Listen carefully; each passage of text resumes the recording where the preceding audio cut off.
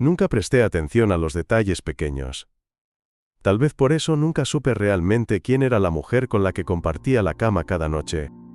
Pero ese martes, cuando llegué a casa más temprano de lo habitual, no fue el silencio ni la luz tenue del pasillo lo que me inquietó. Fueron los tacones que encontré junto a la entrada. No eran suyos, eran estiletos negros, con una textura brillante que no había visto antes.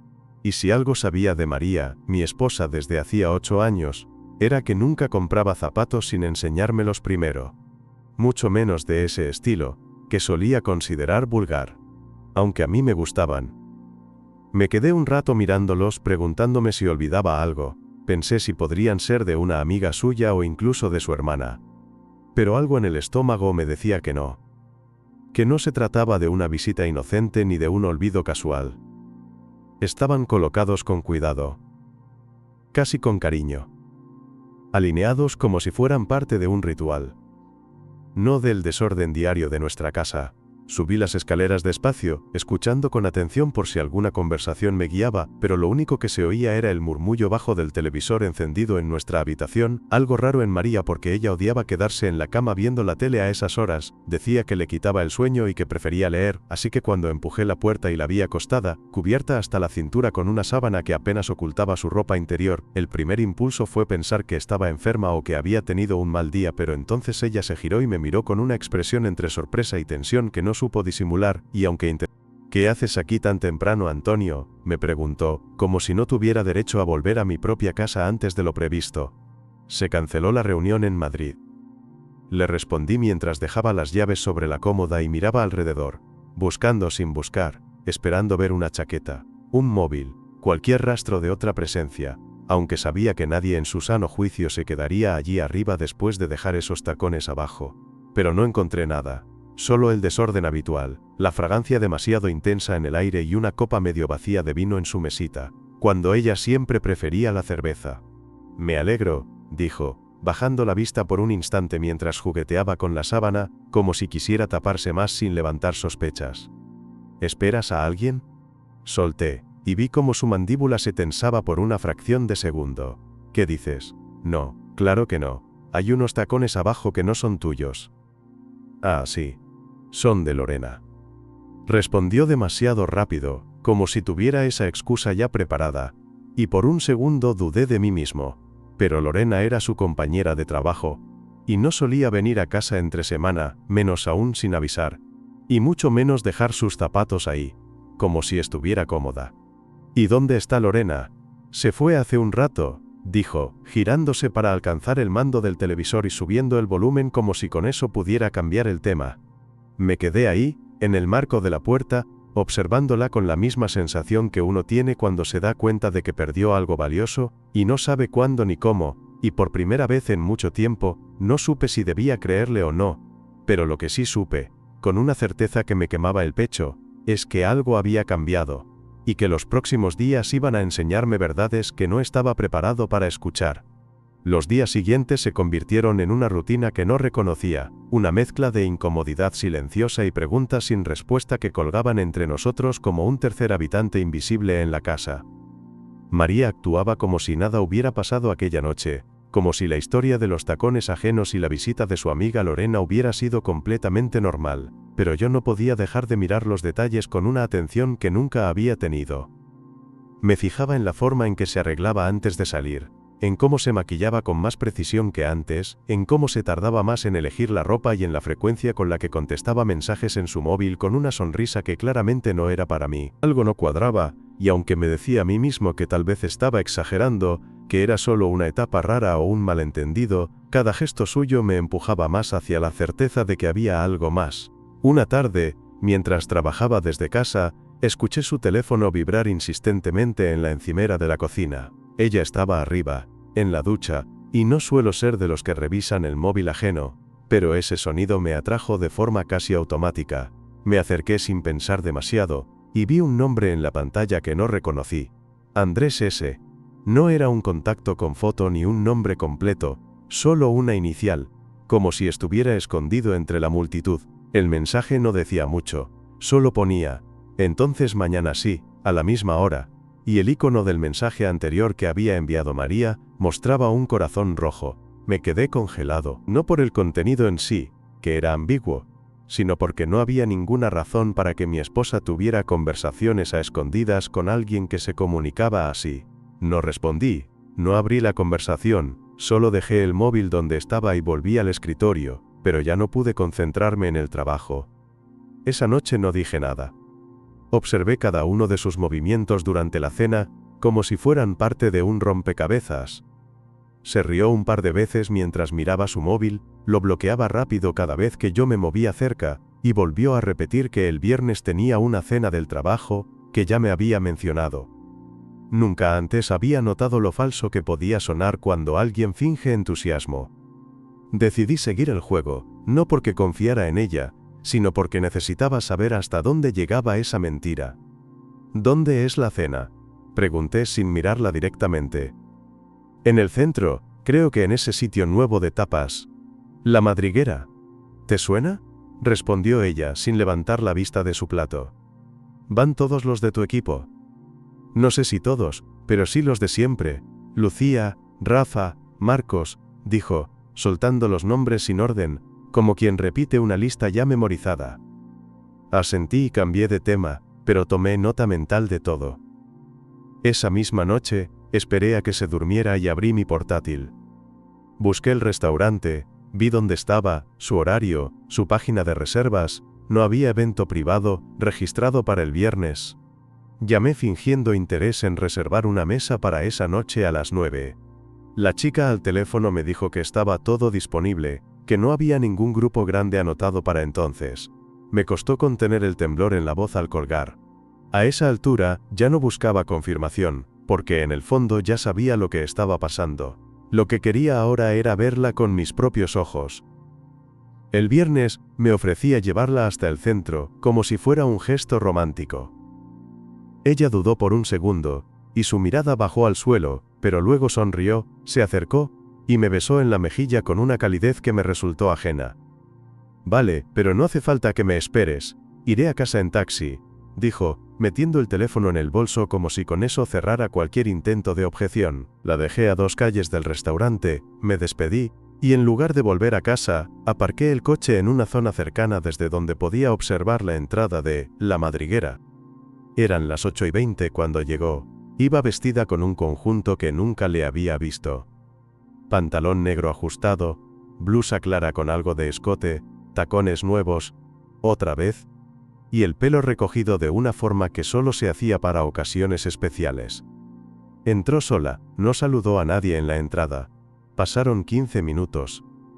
20. Nadie más del supuesto grupo llegó. A las 8:45, un coche se detuvo frente al restaurante. De él bajó un hombre, vestido con camisa clara, pantalón de vestir, una mochila colgada del hombro, y una actitud demasiado cómoda para ser la primera vez que se veían. María salió del local antes de que él entrara. Se encontraron en la acera, se abrazaron, y luego, sin disimulo, él la besó en la boca. Ella no se apartó. Sonrió, como quien se siente cómoda, segura, deseada. Volvieron al coche. Él abrió la puerta para que entrara. Y se fueron. Me quedé en el coche sin moverme durante más de 1 hora. No lloré. No grité. No golpeé nada. Solo pensé en los últimos 8 años de mi vida, en cómo ella me miraba cada mañana, en las noches que compartimos hablando de todo y de nada, en las vacaciones, en los regalos, en los domingos de paella en casa de mis padres. Y me pregunté cuándo fue la primera vez que me mintió. ¿Cuándo empezó a desaparecer sin irse del todo? No fui a trabajar el lunes. Apagué el móvil. Desconecté el ordenador del despacho y me encerré en casa sin decirle a nadie. Necesitaba pensar en frío, entender qué estaba sintiendo, y qué iba a hacer con toda esa información. Verlos con mis propios ojos me había quitado cualquier esperanza de estar equivocado, y ahora solo quedaba una pregunta: enfrentarla o seguir fingiendo que no sabía nada. No podía hacer lo segundo, no después de verla subir al coche de ese hombre como si fuera lo más natural del mundo, como si no tuviera un marido esperando en casa y una vida entera compartida. Pasé 3 días sin hablar con ella más que lo necesario. Respondía a sus preguntas con monosílabos, no iniciaba conversaciones y evitaba mirarla a los ojos. Ella notó el cambio, claro que sí, pero no dijo nada, como si supiera que cualquier intento de hablar solo encendería una bomba. El miércoles por la noche, después de cenar, se sentó en el sofá conmigo mientras yo fingía ver la televisión. Apoyó su mano en mi pierna y la dejó allí, esperando alguna reacción. No se la aparté pero tampoco se la devolví. Entonces, sin mirarme, dijo algo que no me esperaba. «Antonio, ¿estás bien?». Respondí con un gesto leve, sin mirarla. «Llevas días raro», continuó, con ese tono que usaba cuando quería empezar una conversación incómoda, sin que pareciera una discusión. «Estoy bien», contesté sin emoción. Ella respiró hondo, se quitó la mano de encima y se giró para mirarme directamente. «No me estás mirando, no me hablas. Apenas me tocas». «¿Qué pasa?». Apagué el televisor. El silencio se hizo denso en la habitación. Me tomé un momento antes de hablar, no porque necesitara pensar, sino porque quería ver si ella tenía el valor de decir algo por su cuenta. «¿Quién es Andrés?», solté, sin rodeos. La expresión de su rostro cambió de inmediato. Primero fue sorpresa, luego tensión, y después esa mirada que intentaba construir una mentira lo suficientemente rápida para tapar el agujero. «¿De qué estás hablando?». «De los mensajes. De los tacones. De la cena en la madriguera. Del coche. Del beso. De cómo te subiste a su lado sin dudar ni un segundo». El silencio fue absoluto. No había música de fondo, ni televisión, ni tráfico. Solo su respiración acelerada y la mía, contenida. «¿Me estás espiando?», dijo al fin, como si eso fuera lo más grave. «No te estoy espiando, María. Te estoy mirando. Estoy viendo lo que haces. Lo que ocultas. Lo que ya no te importa que se note». Ella bajó la cabeza, y durante varios segundos no dijo nada. Cuando volvió a hablar, lo hizo con la voz entrecortada, como si luchara contra sus propias palabras. «No quería que pasara así». «¿Desde cuándo?», pregunté sin moverme del sitio. «Unos meses». «¿Cuántos?». «5, quizás 6». No dije nada. Me limité a observarla, como si fuera la primera vez que la veía. «No lo planeé, Antonio. Solo pasó. Nos conocimos en una formación del trabajo, hablamos, empezamos a vernos a la salida, y de repente me di cuenta de que me hacía sentir cosas que hacía tiempo no sentía. No fue por venganza, ni por aburrimiento. Fue porque necesitaba algo distinto a que», interrumpí, sin disimular el tono seco de mi voz. «A esto», respondió, señalando el salón, como si el problema fuera la casa, o el sofá, o yo sentado allí, como lo había estado cada noche durante años. «¿Y no se te ocurrió hablarlo antes de acostarte con otro?». «Intenté hablarlo muchas veces, pero siempre estabas cansado, o con el trabajo, o con tus cosas. Nunca era el momento. Pues mira qué bien, al final encontraste tu momento». Ella se puso de pie, empezó a caminar por la sala como si buscara una salida física a una conversación que no quería tener. «No sabes lo sola que me he sentido estos últimos años». «No estás sola, María, estás casada. Tienes una casa, una familia, una vida. No estás sola, estás mintiendo. Es diferente, no me hables como si fueras perfecto», gritó de repente, girándose hacia mí. Nunca dije que lo fuera, pero al menos no me fui con otra persona a escondidas. Nos quedamos en silencio después de eso. Sus ojos estaban llenos de rabia, pero también de vergüenza. No sé si era por lo que había hecho o por haber sido descubierta. Caminó hasta la puerta del salón, se detuvo un segundo, y dijo algo que no esperaba. «Quiero arreglar esto». Me reí. No porque fuera gracioso, sino porque era tan absurdo, que no supe cómo reaccionar. «¿Arreglarlo? ¿Cómo? ¿Vamos a hacer como que nada pasó?». «No sé. Pero no quiero perderte». «Ya me perdiste». No hubo más palabras. Salió de la sala y subió las escaleras sin mirar atrás. Me quedé allí, en el mismo sofá donde habíamos pasado tantas noches, sintiendo que toda mi vida acababa de cambiar en cuestión de minutos, y que nada de lo que dijera o hiciera iba a arreglar lo que ella había roto. La mañana siguiente fue una de las más extrañas que recuerdo. Bajé a desayunar como si nada hubiera pasado, pero el ambiente era tan artificial que hasta el sonido de la cafetera me resultaba incómodo. María ya estaba vestida para ir al trabajo, sentada en la mesa como si todo el caos de la noche anterior no hubiese existido. No dijo nada cuando me vio entrar, ni siquiera un saludo, solo bajó la vista hacia su taza y se quedó ahí, quieta. Yo tampoco dije nada. No tenía ganas de hablar, y mucho menos de hacer el teatro de que todavía éramos una pareja normal. Comí en silencio, como si estuviera esperando que alguien me avisara de que todo era una mala broma. Cuando terminó su café, se levantó, agarró las llaves y se fue sin despedirse. Por primera vez, no me importó. Durante el resto del día no paré de pensar en qué hacer. Podía irme, pedirle el divorcio, desaparecer y dejarle el camino libre para que siguiera con su vida. Pero no. No después de la forma en que me lo ocultó todo, de las mentiras, del descaro, de hacerme creer que era un paranoico mientras ella se acostaba con otro. Si ella había tomado la decisión de romper la confianza, yo también podía tomar decisiones. No soy vengativo por naturaleza, nunca me ha gustado entrar en juegos sucios, pero esta vez no era cuestión de moral, sino de dignidad. Tenía que hacer algo. No para herirla físicamente, ni gritarle, ni hacer un escándalo, sino algo que le dejara claro que no soy el imbécil que ella pensó que tenía al lado. Lo primero fue conseguir pruebas. Ya tenía la foto mental del beso, pero necesitaba más. Revisé el contrato de la línea telefónica que teníamos juntos, y, como estaba a mi nombre, pude ingresar al panel de control y activar el historial de ubicaciones de su móvil, además de duplicar los mensajes. En menos de 2 días, tenía toda la información que necesitaba, fechas, direcciones, mensajes que confirmaban cada encuentro con ese tal Andrés. Descubrí que no era un simple amante ocasional. Lo había presentado como compañero de trabajo en más de una conversación con amigos, incluso lo mencionó una vez en casa de mis padres, mientras yo me reía sin saber nada. Ver los mensajes fue un golpe fuerte.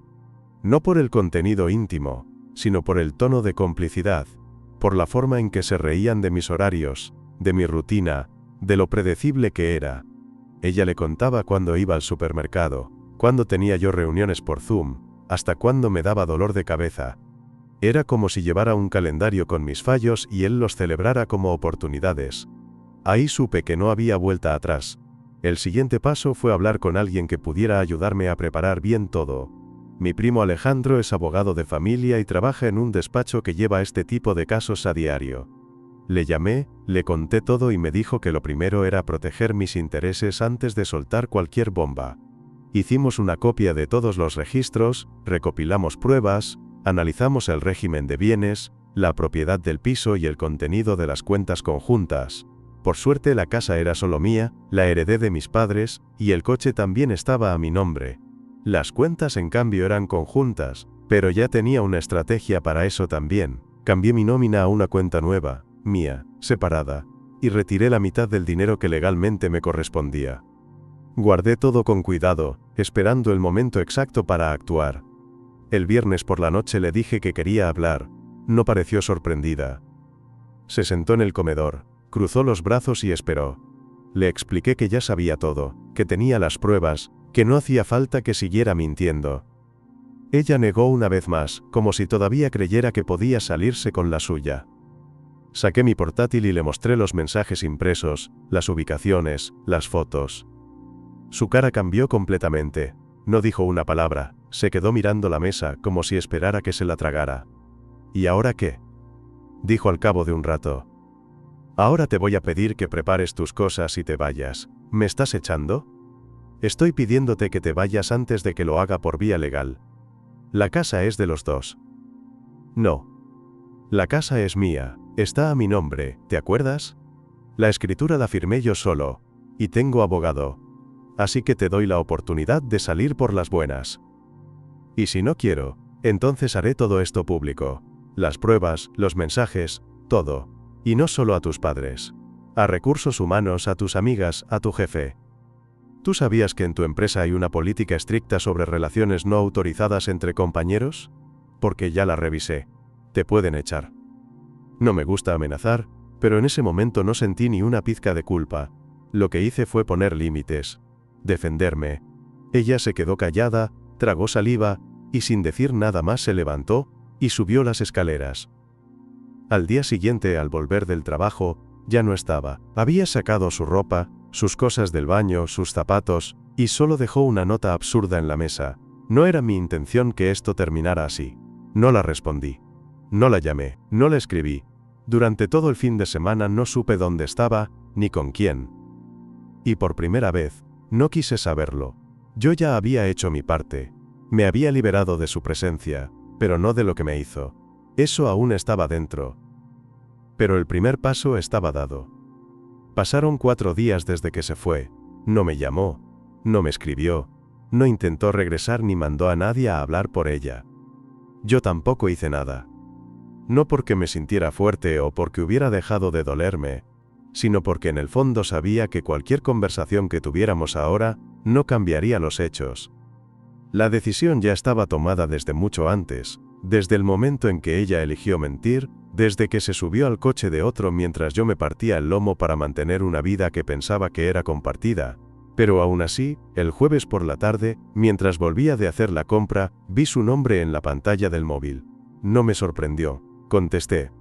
¿Puedes hablar?, preguntó, con una voz que sonaba distinta, más apagada, sin ese tono controlado que siempre usaba para manejar las situaciones a su favor. Sí, dime. Necesito que nos veamos. ¿Para qué? Para hablar, como adultos. Cerrar esto bien. Lo pensé durante unos segundos. No porque esperara algo útil de esa charla, sino porque sentí que yo también tenía cosas que necesitaba decir en su cara. Acordamos vernos esa misma noche en un bar a 2 calles de casa. Llegué antes que ella. No pedí nada, me senté y esperé. Cuando entró, lo primero que noté fue que no traía maquillaje, cosa que no había pasado en años. Llevaba el pelo recogido, una camiseta simple y unos vaqueros. Parecía otra persona, o quizá era la misma de siempre y yo la estaba viendo con ojos nuevos. Gracias por venir, dijo mientras se sentaba frente a mí. No es por ti, es por mí. No respondió, bajó la vista y tomó aire. No esperaba que esto saliera así. Pensé que podría manejarlo, que no se mezclaría con todo lo demás. ¿Manejar qué? ¿Una doble vida? ¿Engañarme mientras dormía al lado tuyo? ¿Reírte con ese tipo mientras me dabas un beso de buenas noches? No me reía de ti. Lo hacías. Tengo los mensajes. No fue planeado. Ya me lo dijiste. Como si eso lo hiciera menos asqueroso. Me sentía vacía. No sabía cómo explicártelo sin que sonara como una excusa. No me interesa tu explicación. No he venido a entenderte. He venido a dejar claro que no hay vuelta atrás. ¿Ni siquiera para hablar? ¿Hablar de qué, María? ¿De si podemos ser amigos? ¿De si algún día volveremos a tener algo? Yo no quiero eso. Yo quiero distancia. Yo quiero paz. Te amé, Antonio. Mucho tiempo. Y luego, decidiste que eso no era suficiente. No quería herirte. Pues lo hiciste igual. Y no solo una vez. Cada mensaje, cada encuentro, cada mentira. Fue todo con conocimiento. Sé que no tengo derecho a pedirte nada, pero quiero que sepas que me duele lo que pasó. No te duele lo que pasó. Te duele haber perdido el control. Te duele haber perdido tu sitio en esta casa, en mi vida. Pero el daño ya está hecho, y no pienso cargar con eso para siempre. Ella se quedó callada. La miré fijamente. No había odio, pero tampoco había compasión. Solo una especie de reconocimiento final, como si después de años compartiendo la vida, por fin nos estuviéramos viendo como realmente éramos. ¿Tienes algo más que decir?, pregunté, sin moverme. Solo una cosa. No quiero que pienses que todo fue mentira. Hubo muchas cosas reales. Lo que teníamos también fue verdad. No necesito que me digas eso. Yo viví mi parte con honestidad. La tuya ya no me interesa. ¿Vas a contárselo a todos? No. No necesito destruirte socialmente. No soy como tú. Con que te hayas destruido sola me basta. ¿Y si algún día me arrepiento de verdad? Eso será tu problema, no el mío. Se quedó en silencio otra vez. Miraba la mesa como si esperara que alguna frase mágica lo arreglara todo. Pero no la dijo. No había nada que decir ya. Nos quedamos sentados unos minutos más sin hablarnos. Luego, ella se levantó, agarró su bolso y caminó hacia la puerta. Justo antes de salir, se dio la vuelta. Adiós, Antonio. Adiós, María. Y se fue. No miró atrás. Yo tampoco. Pagué mi café, salí a la calle y caminé hasta casa con una sensación extraña. No era alivio, ni tristeza ni rabia. Era otra cosa, como si hubiera cerrado una puerta sin saber qué había del otro lado, pero con la certeza de que no pensaba volver a abrirla. Volver a casa esa noche fue raro pero no incómodo. Por primera vez en semanas, entré por la puerta sin pensar en qué cara iba a poner o qué palabras tendría que medir. Estaba solo, y no era algo que me gustara particularmente, pero al menos ahora lo entendía como una consecuencia de mis decisiones, no como un castigo que no merecía. Me senté en la cocina con un vaso de agua y miré la mesa vacía. Me quedé ahí un buen rato, sin pensar en ella, sin pensar en él, sin pensar en la traición. Pensé en mí, en cómo había dejado pasar señales que estaban ahí desde hacía tiempo, en cómo había idealizado una vida que hacía rato había dejado de tener sentido, en cómo me había conformado con la rutina mientras ella se alejaba en silencio. No sentí culpa ni vergüenza, sentí claridad, una claridad que duele, pero que también libera. Durante los días siguientes me dediqué a limpiar la casa a fondo, no porque quisiera borrar su presencia, eso no se hace con una escoba, sino porque necesitaba recuperar el control sobre lo que era mío. Tiré cosas que llevaba años sin tocar, regalé ropa que ya no usaba, bajé cajas del altillo que ni recordaba, encontré cartas, fotos, recuerdos que ya no decían nada. No las rompí ni las quemé. Simplemente las guardé en una caja y la puse en el trastero. Ahí es donde debían estar, fuera de vista, sin ser negadas, pero sin el poder de condicionar lo que viene. No me gusta mentirme a mí mismo, así que no voy a decir que todo dejó de doler. Lo que puedo decir con certeza es que aprendí a mirar el dolor sin miedo. Una tarde, mientras volvía del supermercado, me crucé con Javier, un vecino del edificio que había visto pocas veces. Me saludó con la mano y me preguntó si todo iba bien. Dudé un segundo, pero respondí que sí, que estaba empezando de nuevo. Él asintió, como si supiera exactamente a qué me refería. Me invitó a tomar algo esa noche en un bar cerca de casa, con un grupo de gente que solía juntarse ahí. Dudé de nuevo, pero acepté. Esa noche conocí a personas que no sabían nada de mi historia, que no me miraban con lástima ni con incomodidad, y me sentí raro pero bien. Volví a reírme de cosas simples, a contar anécdotas tontas, a sentirme parte de algo aunque fuera por un rato. No fue una revelación ni un punto de giro, pero fue un comienzo. Al cabo de un mes, María me escribió un correo. No era largo. Me decía que había encontrado un piso, que no pensaba reclamar nada de lo material, que había empezado terapia y que esperaba que algún día pudiéramos hablar sin dolor. Le respondí con cortesía, sin emoción, le deseé suerte, sin rencor, no había nada más que decir. No quería venganza, ni explicaciones ni reconciliaciones. Solo quería seguir adelante. Me di cuenta de que, por primera vez en años, lo único que quería era vivir para mí, no por orgullo, no por demostrarle nada a nadie, sino porque me debía esa oportunidad. Empecé a correr por las mañanas, no porque quisiera cambiar mi cuerpo, sino porque necesitaba ocupar mi mente. Me levantaba temprano, salía con los auriculares y recorría las calles sin rumbo fijo. Algunos días sentía rabia, otros nostalgia, otros solo cansancio físico. Pero cada día, al volver a casa, sentía que al menos había hecho algo solo para mí. Volví a leer, a cocinar platos nuevos, a salir solo al cine. Me acostumbré a la rutina sin ella, a los silencios sin dobles sentidos, a las noches sin esperar que alguien entre por la puerta. Una noche, mientras cenaba solo, mi madre me llamó. Ella no sabía nada, porque no quise contarle detalles. Solo le dije que María y yo nos habíamos separado. Me preguntó cómo estaba, y le dije la verdad. Estoy aprendiendo a estar bien, le dije. Eso es lo mejor que podías decirme, respondió. Te va a costar, pero vas a salir de esto mucho más fuerte, no por lo que te hicieron, sino por lo que hiciste tú con eso. No hablamos mucho más, no hacía falta. En esas pocas palabras sentí algo que no había sentido en semanas, respeto. No compasión, ni lástima, ni consuelo. Respeto por haber tomado el camino difícil sin perder la cabeza, sin caer en el barro de la revancha vacía. Eso me bastó. Hoy, mientras escribo esto, han pasado exactamente 30 días desde que todo se rompió. Un mes. 30 días. Una vida. Me gustaría decir que ya estoy bien del todo, que no siento nada, que todo quedó atrás. Pero no sería cierto. Lo que sí puedo decir con total honestidad, es que he dejado de preguntarme por qué. He dejado de mirar hacia atrás, buscando señales. He dejado de imaginar escenarios alternativos. Lo que pasó, pasó. Lo que se rompió, se rompió. Pero yo sigo aquí. Vivo, consciente, más despierto que antes. Y eso, para mí ya es suficiente.